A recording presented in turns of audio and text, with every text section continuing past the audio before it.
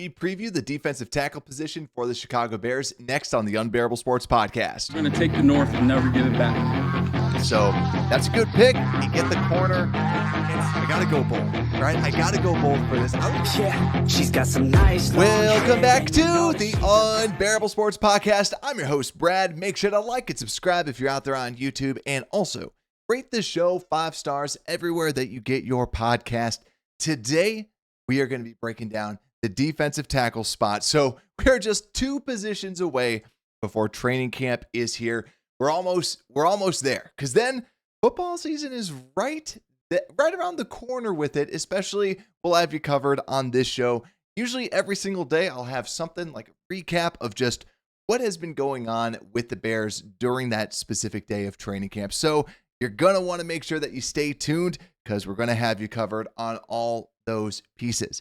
So today, like we said, we're going to be breaking down the defensive tackle position, because this is one of the most overhauled positions, I will have to say, with the additions of a rookie, Shamar Turner, and also Grady Jarrett. We'll be breaking down all those different players and discussing it deeper, talking about some of the backups, talking about some over-unders that we have set, so a little fun right there. And then last but not least, we always end it with, did we get better? So with this defensive spot, though, there hasn't been a lot of changes in the back 7 that we've talked about. The linebackers, corners, safeties, really not much difference. But if we look at what happened between the 2 seasons on this defensive tackle group, there's been a lot more changes. So Byron Cowart, no longer with the team, Michael Dwemerfor, Keith Randolph Jr., and also Deshaun Mallory, right? Some of those names were like, oh yeah, I forgot. Keith Randolph Jr. out of Illinois last year. There's been a lot of changes with this defensive tackle group. Really, at this point in the season last year, Andrew Billings, Gervon Dexter, and Zach Pickens are the only holdovers. And now when we look at it now this year, during the season, the Bears added a lot of other players like Chris Williams and Jonathan Ford, all of which are still on the team. But then other players that they added in, like we talked about, Grady Jarrett is now your projected 3 technique, which we'll talk about that a little bit more. And Gervon Dexter kind of shifting over, playing more of that 1 technique. That we've started to hear a little bit about that out of OTAs and minicamp. Then Shamar Turner essentially as the backup of Grady Jarrett, and Billings being the backup for Gervon Dexter. Still, we don't know what that specific rotation is going to look like, but something for us to at least just be on the lookout for.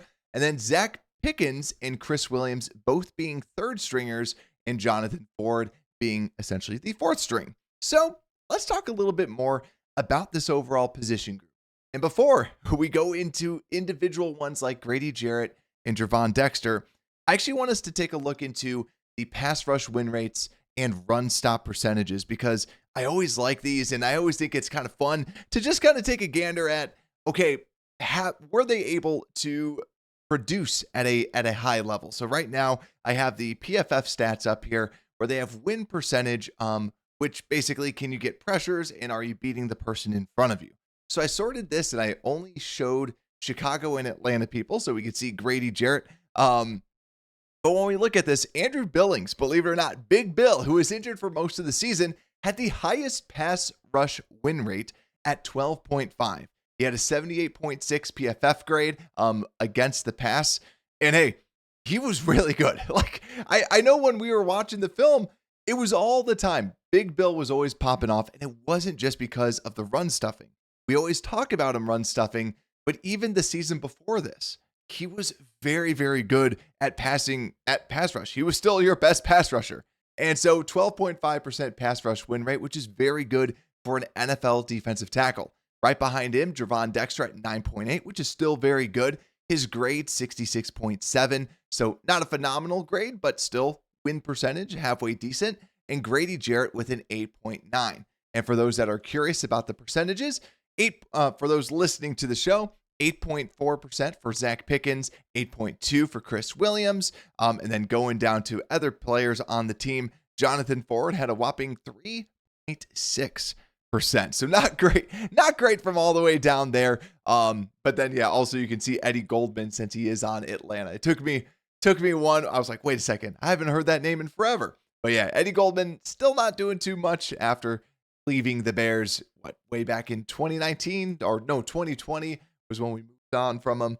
But yeah, so when you look at this, this just kind of echoes what we're kind of assuming. Gervon Dexter, Grady Jarrett, those are going to be the people that you expect to rush the passer. Andrew Billings, all that is gravy, right? All that is extra. It's the icing on the cake. It's the cherry on top if Andrew Billings is able to get you something from a pass rush perspective. And he really has been able to do that. So even though that his sack numbers aren't skyrocketing, he's still someone that can do so much. And we haven't even gotten into Big Bill yet. But then if we flip over to the run defense grades, if we look at the stop percentages, we have to kind of go down for the Bears. Grady Jarrett is actually number 3 when you look at Atlanta and Chicago with a 9% stop percentage. Now also his overall run grade, it was a 61.5. Not great. But as you can imagine from a Bears perspective, we were not good against the run. We were awful against the run. Our interior could not hold up against the run at all. And the grades and the percentages also show that as well. Byron Cowart leading the way from Chicago at 60.1 run defense grade and a run stop percentage of 8%. And if you continue to go down, Gervon Dexter had a 60.3 run defense grade, 6.4% run stop percentage.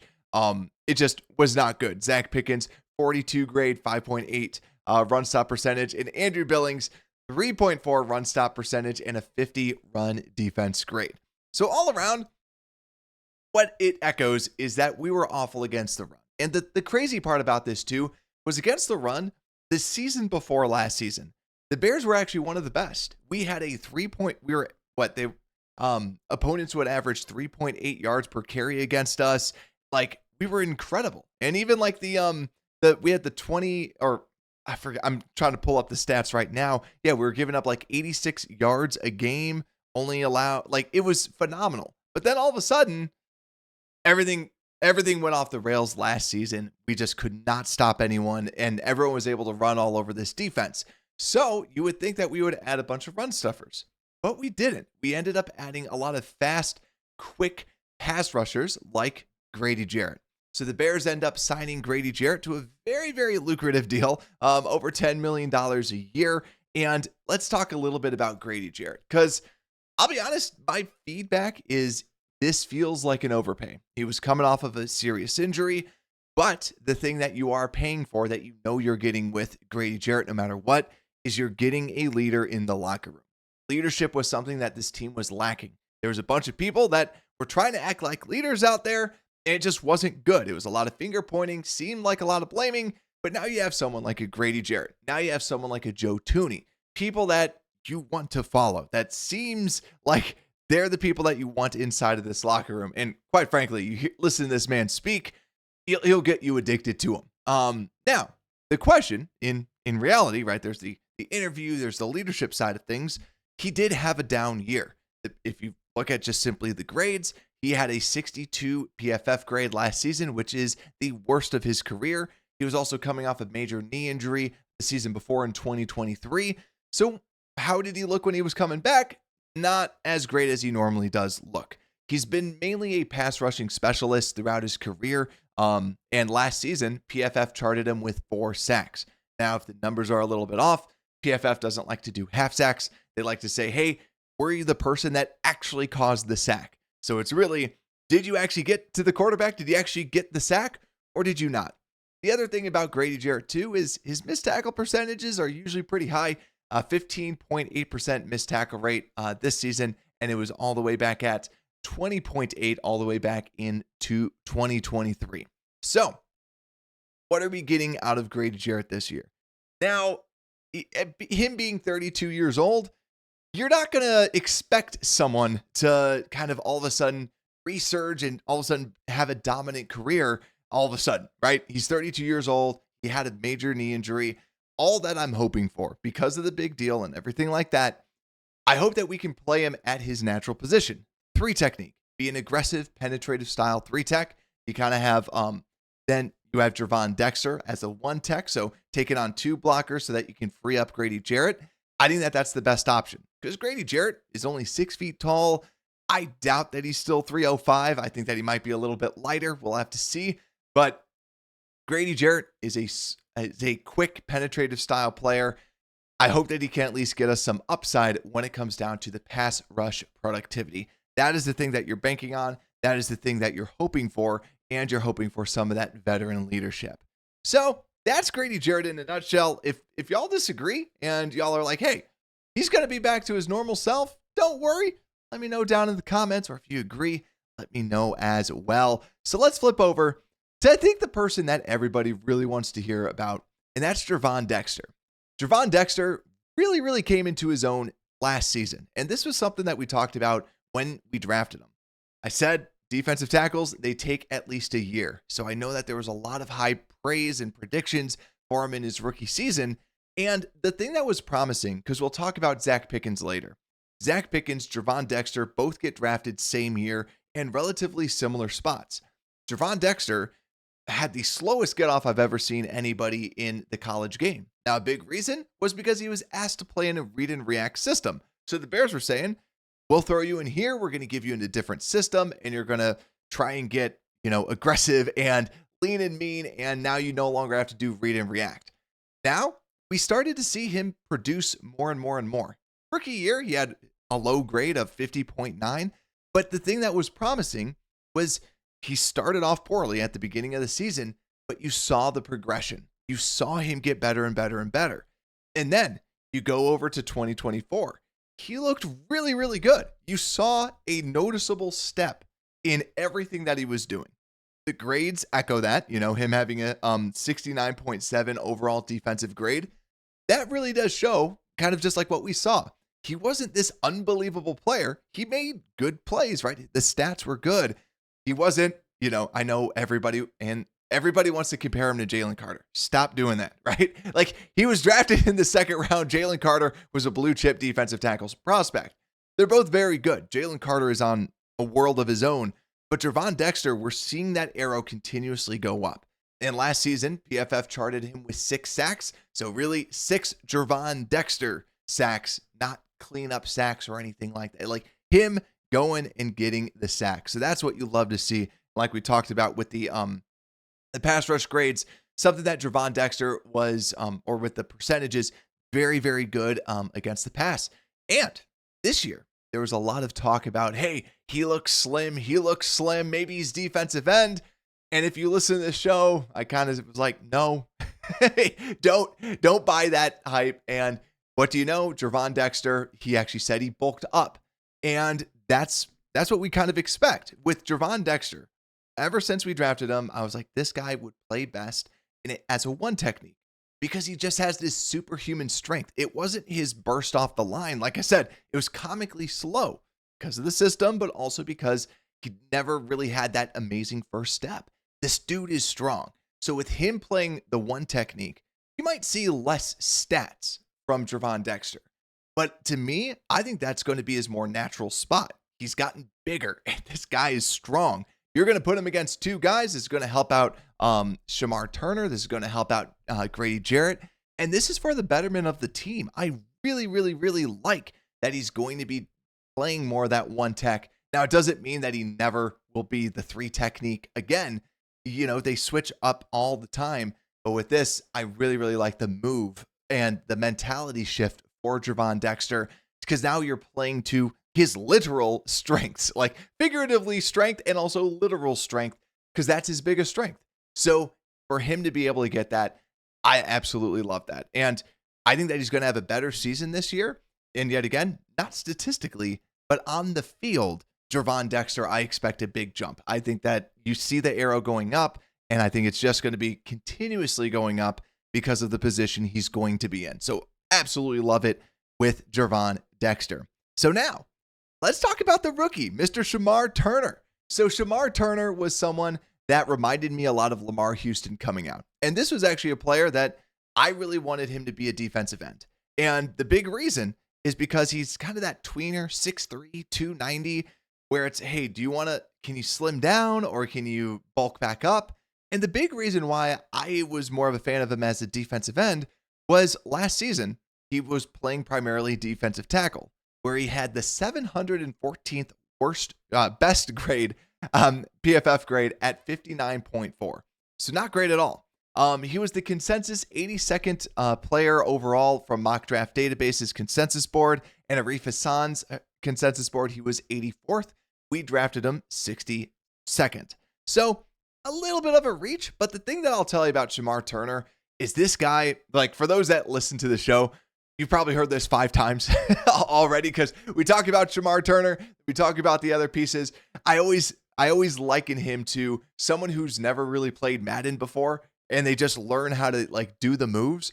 Shamar Turner has so many moves, and that's a very, very good sign because when you get punched in the mouth, what do? And as soon as he gets punched in the mouth, he starts spamming buttons, right? He starts attacking. He starts doing spin moves. He starts, trying to do everything in his arsenal to try and get by that player. And I'd rather have him do that than just literally hold the point of attack and just try to just speed by him.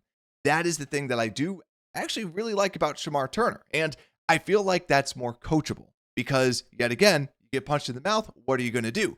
When he gets punched in the mouth, he's punching back. That's what you like to see, some refinement. I think that that's where coaching can definitely help. But like I talked about with the grades, you did see that on tape. Interior was just very new to him, and truly his best tape was with him playing at defensive end. So he's confirmed that he's going to be D-tackle. He's been getting defensive tackle snaps all throughout minicamp and OTAs. Does that change during training camp?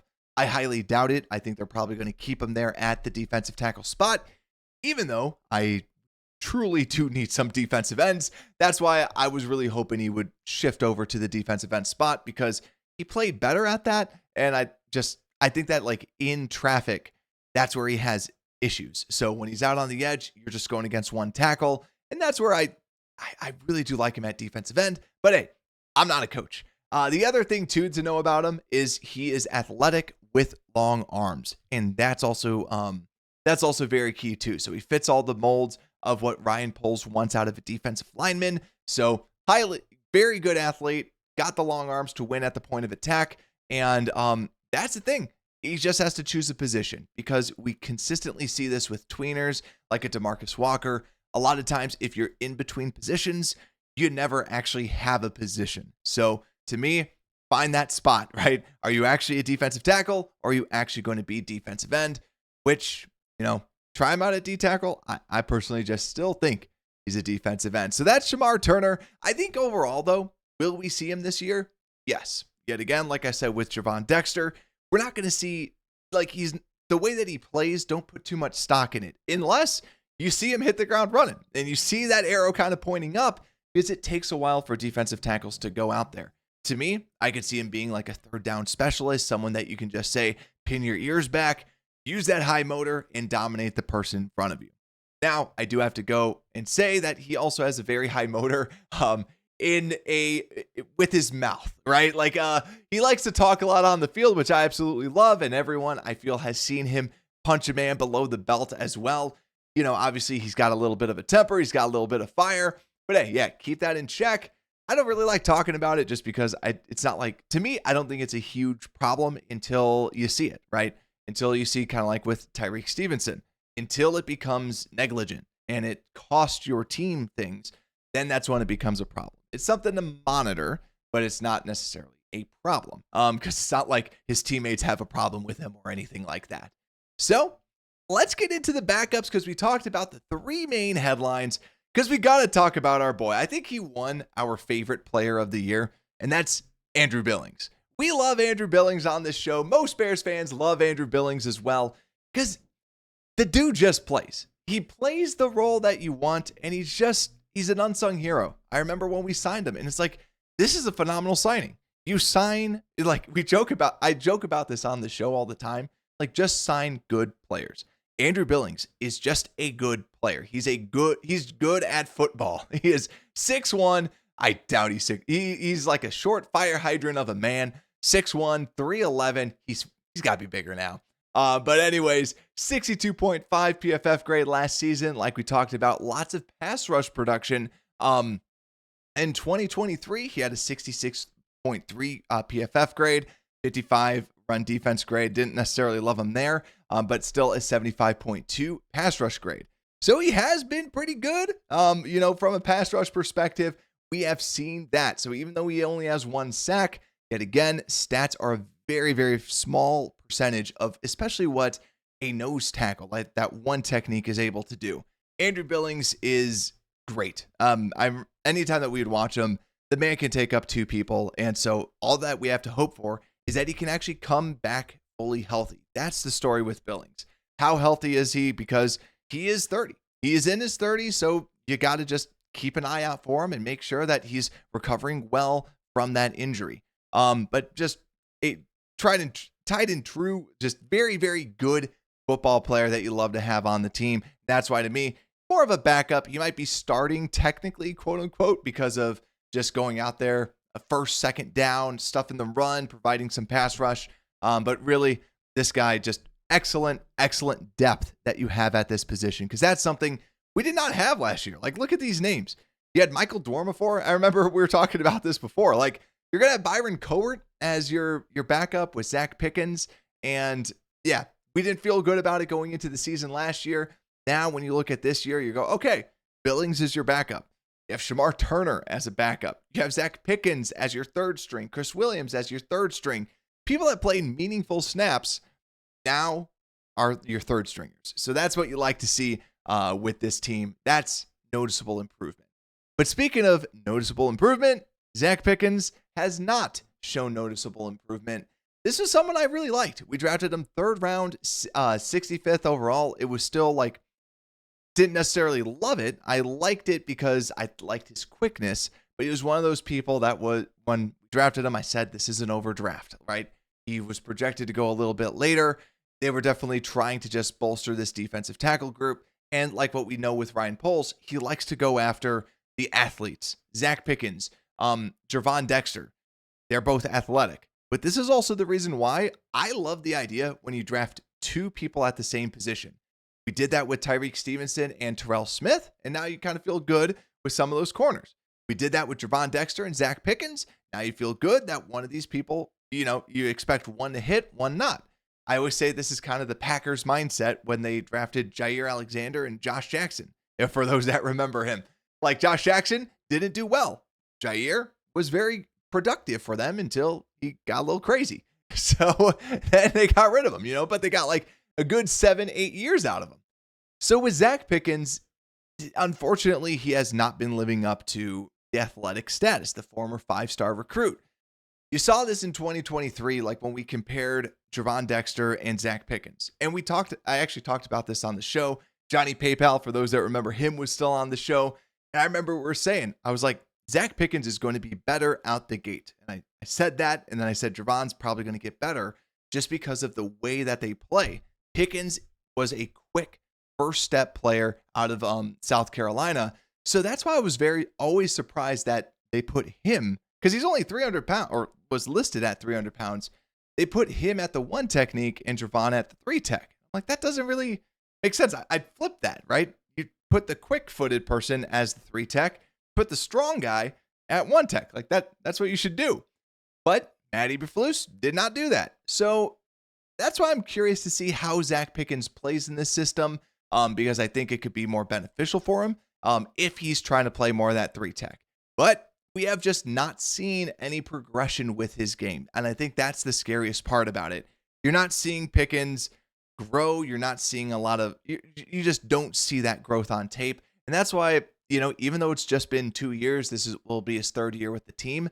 I wouldn't put it far off to see if they actually want to cut him when you're looking at other players like a Chris Williams and you start going down to the actual roster and you go, well, Jonathan Ford, when he was out there, Jonathan Ford played better than Pickens.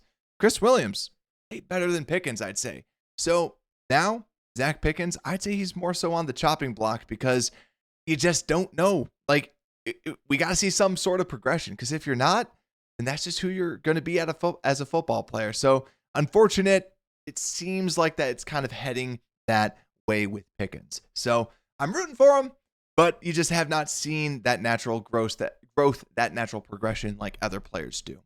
Now, as we continue to go through, Chris Williams, what I can tell you about him, we saw him last season.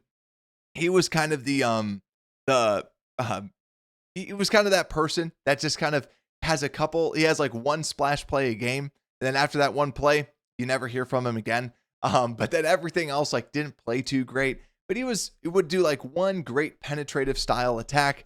Then before that, he'd kind of get pushed back. But Jonathan Ford was someone that I was actually a little impressed with. Not saying he's going to all of a sudden, fight Andrew Billings for the job. But Jonathan Ford is someone that could definitely hang around for that practice squad position. So this is going to be a position that when we get into training camp, when we start talking more about the preseason and who's going to make the team, the practice squad spot is going to be very intriguing to me because first off, how healthy is Andrew Billings? Because if he's not very healthy, Pickens is probably going to be a shoo-in. And maybe Chris Williams squeaks in as a fifth guy.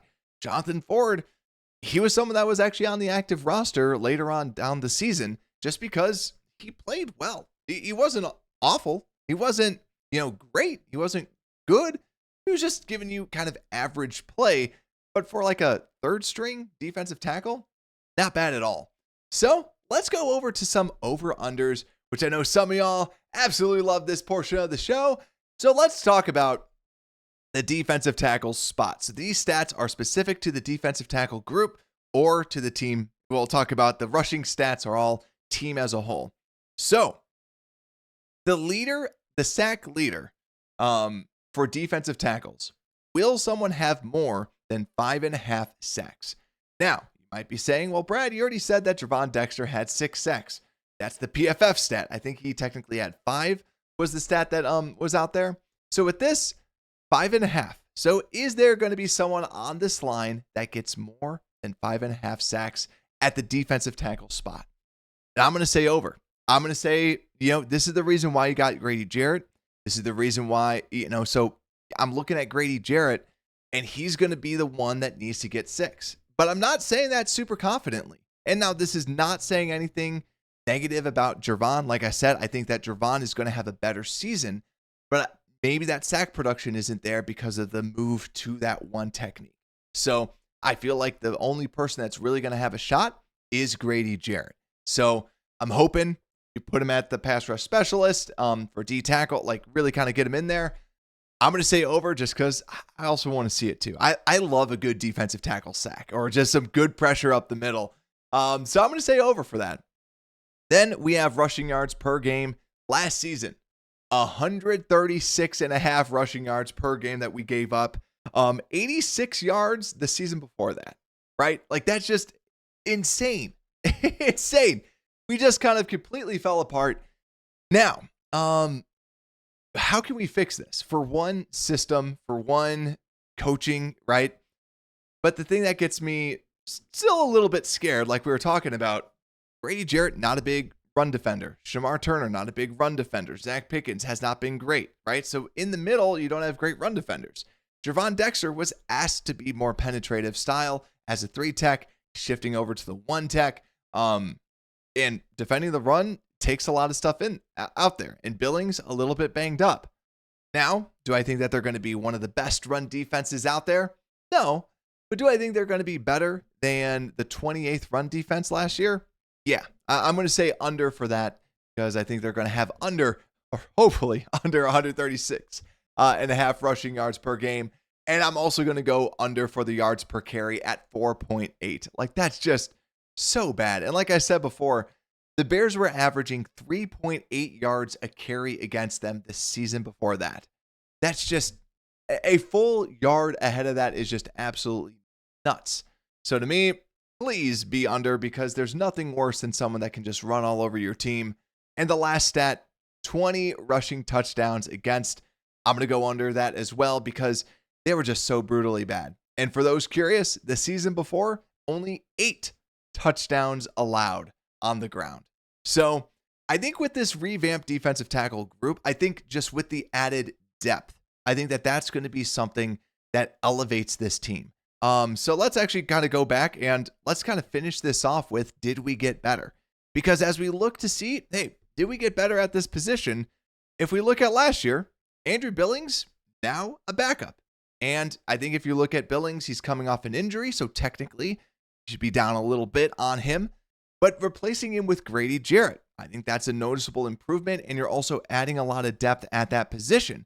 Because if you're saying, hey, do I like Byron Court or Andrew Billings coming off an injury more? I'll go Andrew Billings coming off injury 10 days out of 10, And Gervon Dexter, like I said, I expect him to get better, even though he's shifting a different position. And then Grady Jarrett, improvement at that position. And then Shamar Turner, I think, is also a note. Even though he's a rookie, I think he's going to be an improvement over Zach Pickens, because just Zach Pickens has not been good. And if Shamar Turner doesn't look good, it's the same level as Zach Pickens. So then you come back with Chris Williams and Jonathan Ford as well. I think this is an easy, we got better, because you added some extra depth, you added some extra talent, and then the progression that you're hoping to get out of Gervon Dexter. I think all that stuff is there for an improved defensive tackle group. But if you agree with me, let me know down in the comments. If you don't, you can leave a comment as well. You can say bear down there. So make sure to hit that like button if you're out there on YouTube. And also make sure to hit the subscribe button so you know all the different shows that we're going to be giving out to you as we approach training camp. And rate that show 5 stars. And with that, Unbearable Sports Podcast, we are out.